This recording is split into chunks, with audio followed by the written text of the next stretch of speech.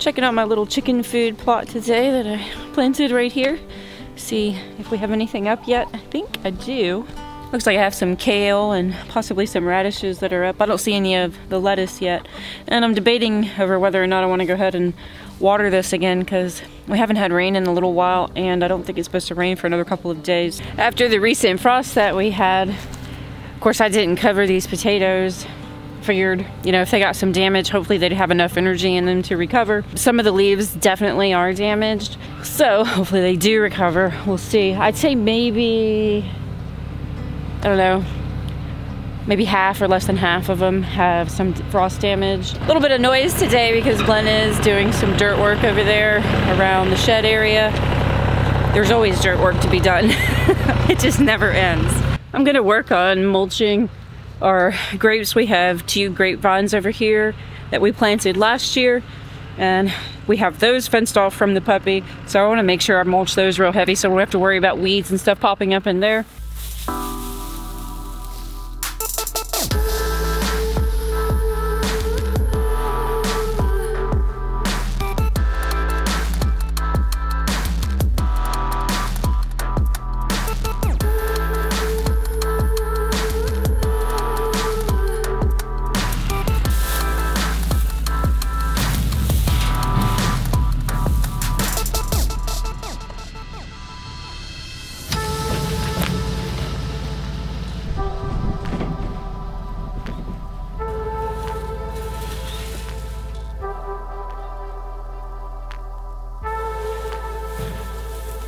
Over here we have these blueberry bushes that I planted last year, and originally there were 3 of them, but one of them didn't survive the winter. I'm gonna weed around these real quick and then mulch these real heavy as well.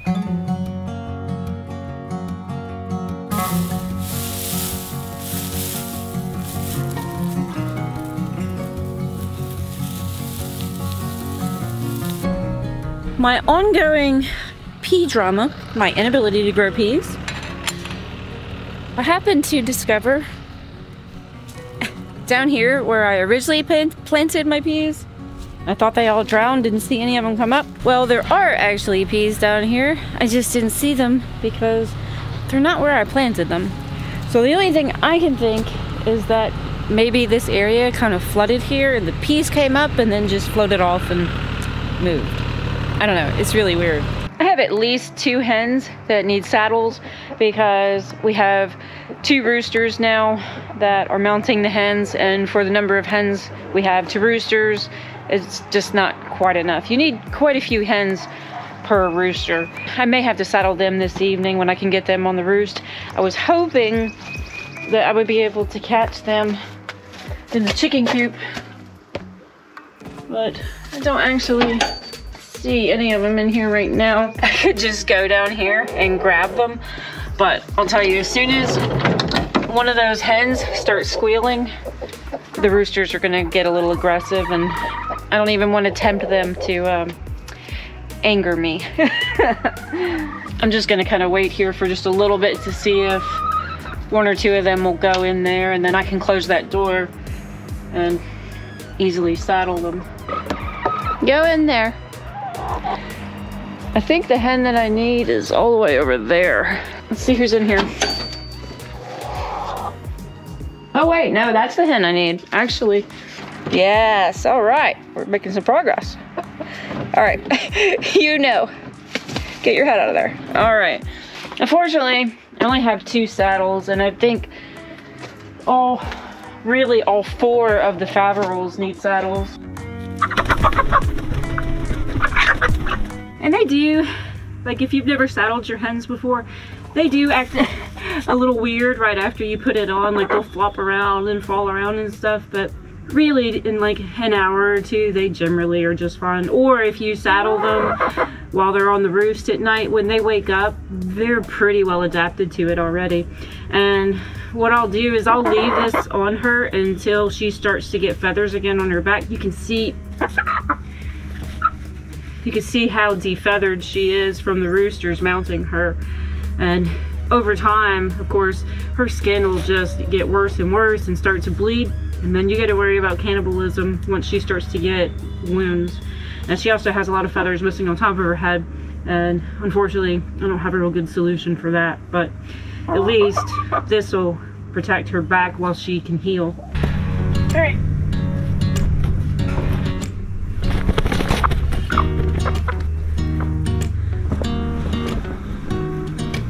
You see these Faverolles, how tore up they are.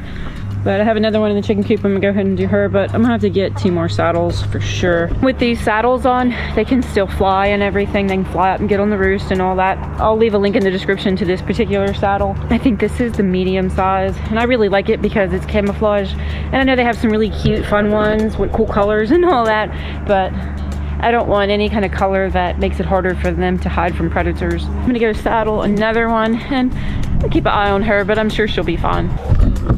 Actually, the other hen that's in there is not one of the worst ones, so we'll let them out and try to catch one of these other hens. How the saddles work, or this particular design works, is that it just has straps that go under each wing, and then it has like 2 snaps, so you can get it looser or tighter. I try to keep it as loose as possible. And she's just gonna pout for a little while. I can't really get the hens right now until Nonami goes and does something, or I can catch one of the hens in the chicken coop. So I'm just gonna have to keep an eye out all day to catch one of these. So I'll be back later, ladies. I was going to go ahead and water my little chicken food plot, but I'm gonna wait because it's supposed to actually rain tonight now, so no sense in doing that. And I think I'll get some dinner ready and take Miss Kaja for a walk. You ready to go for a walk? Huh? It is a gorgeous evening today. And this trail here, this is the trail that runs kind of like the top of our ridge. And this is the one that the turkeys use. In fact, Glenn was down here just yesterday doing some brush hogging and opening this up again, and he came across them walking down through here. So I was thinking about some of the things that I've learned since we started doing this, and my number one thing is to keep my expectations in check. Everything takes so much longer than you think it's going to take, and everything costs a lot more than you think it's going to cost. Coming into this, I thought that it would get easier over time, you know, for animals to die, but losing animals, especially baby animals, it just never seems to get easy. My personal expectation of myself that I would be able to detach myself from these critters, no. I just can't really do that. And when we do meat birds, and I don't know what we're gonna do about that yet, but when we do, we've got to keep them away from the house, aka away from me, because I just fall in love with these critters. I definitely did not expect to fall in love with a chicken. And another really important thing that I've learned is timing is everything. For everything you do, there's a perfect time to plant, there's a perfect time to till, there's a perfect time to get your meat birds, or, you know, to add baby chickens, or whatever it is. There's just, everything is about perfect timing, and it really takes a while to figure that out. And homesteading is not easy, it's not always fun. Basically, treat it as another job. There's always something to do, and when you want to sleep in the morning, you might not be able to do that, but it is incredibly, incredibly rewarding.